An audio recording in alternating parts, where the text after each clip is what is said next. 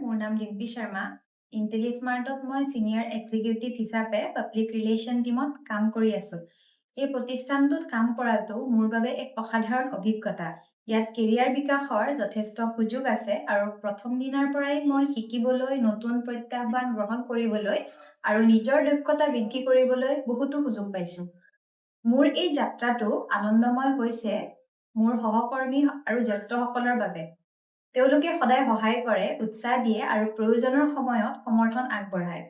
এনেকুৱা ধৰণৰ ধনাত্মক পৰিৱেশে মোক প্ৰতিদিনে কাম কৰিবলৈ উৎসাহিত কৰে আৰু মই বিশ্বাস কৰোঁ ইয়াত এজন লোকে নিজৰ কেৰিয়াৰ গঢ়ি তুলিব পাৰে আৰু একেলগত সহকৰ্মীসকলৰ লগত কাম কৰি কৰ্মক্ষেত্ৰত আগবাঢ়ি যাব পাৰে।